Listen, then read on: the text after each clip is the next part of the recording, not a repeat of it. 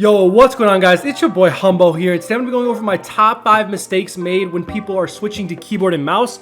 Guys, I have gone over a couple of these before and a couple of them are new, but overall, these are just the 5 most important things, right? If you were going to remember 5 things that you've seen on this channel as far as what you shouldn't be doing when switching to keyboard and mouse, whether you're a month in or 2 months in or you're just starting, these are the 5 things that you guys need to remember over anything else. Also, guys, they're going to be important tips throughout this video, right? So make sure you guys can watch the entire video all the way through and like and subscribe with notifications if you do go on to enjoy it. Road to 40,000 subscribers, guys. Thank you so much for 35K today. And yeah, without further ado, man, I live stream on Twitch every morning, so check the link in the description and let's get into this video, man. Let's go. All right, guys, so the first major mistake that I see people making when making this transition to keyboard and mouse is they are expecting this to take 3 months, 2 months, 4 months, stuff like that. That is that's just not gonna happen, right? You're looking much more at a 6-month to even a year time frame to get to that skill level that you guys have been aiming for, or that you're watching these really high level players play out on certain platforms like YouTube and Twitch. Like the people that you're aspiring to become, you're looking at easily 6 months to a year right there in work. And I'm talking about hard work, like day in, day out work. But the key to getting over this and not making this mistake is falling in love with the process, right? So you wanna get on and not be dreading the fact that you're not gonna be where you want to be for 4 months. You want to be excited about the process of becoming that player. That is the best thing that I guys can tell you guys to counter this mistake, is to get on with the understanding that it's going to take that extra time.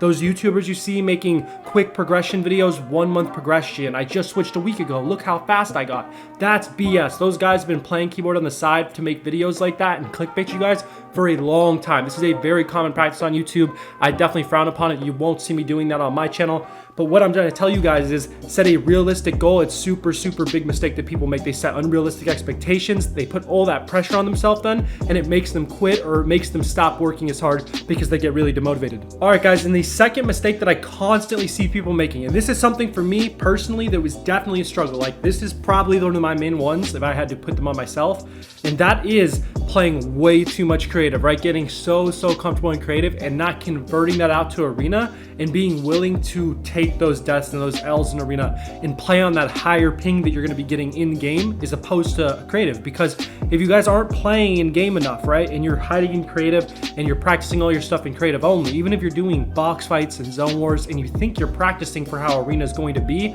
it is not nearly the same. There are so many more components to arena if you guys think about it, or just public matches in Fortnite, right?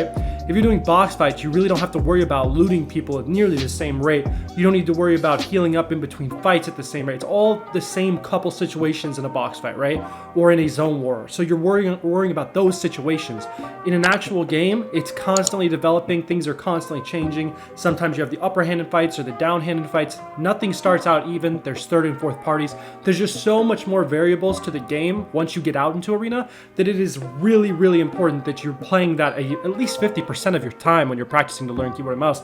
And it's going to be super frustrating, right? But getting used to that in-game ping and that in-game delay is so important in your progression. Otherwise, you're only going to have muscle memory inside of creative. And then when it's time to go play arena, or it's time to go play scrims or something like that, any sort of competitive tournament, you're going to be upset because you're definitely going to be behind your friends at that point. And I definitely made that mistake, but I have had a really nice transition from there. It took me longer than it had to though, but I am definitely feeling very comfortable in arena now. I just, wished better for you guys. I hope that you guys can get it done quicker than I did. All right, guys, this next mistake that I see people making, I have mentioned it on my channel before. It's extremely important that you don't do this. I would say it's probably the thing that the most people do wrong that are watching this video right now.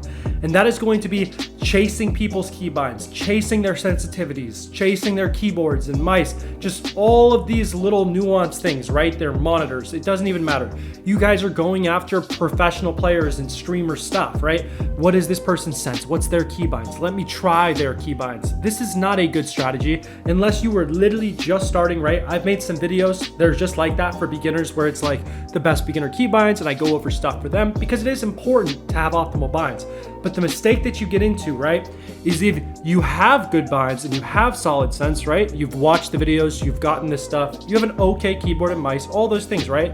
And then you're not satisfied. You're not putting in the right amount of practice. So then you just start chasing people's stuff, right? Once I get this sensitivity, I'll be nasty. Once I get these keybinds down, I'm gonna be cracked. Once I get this keyboard, it's over with. Stuff like that is what puts you into a never-ending cycle, right? If you guys play sports, you know about the person that has all the gear, right? All the gear, none of the skill. Everybody jokes about that. In football, you see a cornerback who's laced up to the nines, right? He's got the leg sleeves on. He's got everything you could imagine, right? He's dripping, and he is absolutely getting burned, bro. He's getting burned every play, right? He's got all the drip, none of the skill. You don't want to be that guy when it comes to switching the keyboard and mouse, because it's very, very popular, right?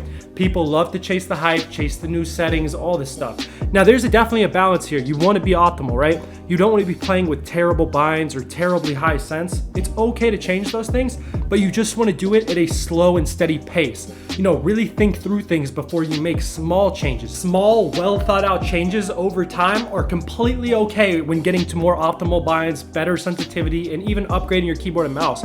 But making drastic changes over and over again, trying to find some sort of a secret, is what destroys people's muscle memory and long-term growth. I promise. It is the biggest mistake that people watching this video are making.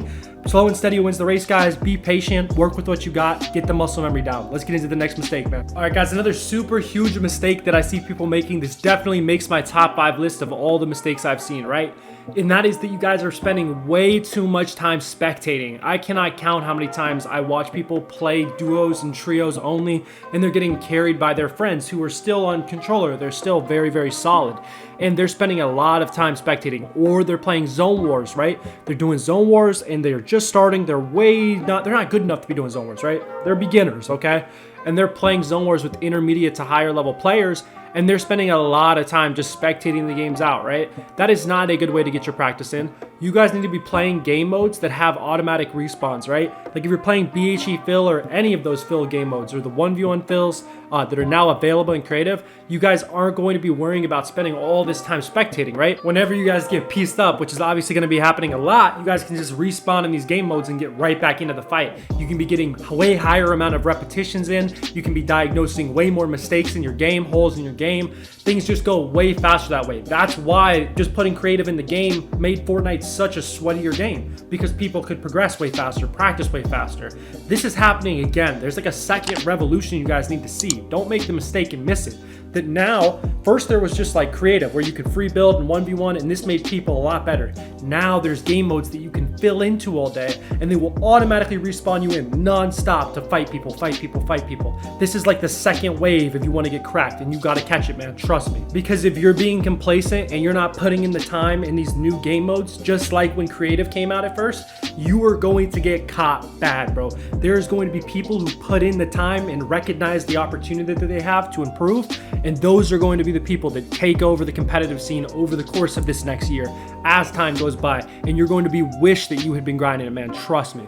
All right, guys, the last mistake that I'm going to be getting into today, this is something that I'm sure all of you guys do at least probably half of your practice days a month, right? You probably spend 15, 16 days a month doing this when you guys are getting on and practicing, and it's stunting your growth so much more than you realize. I need you to be honest with yourself or it won't work.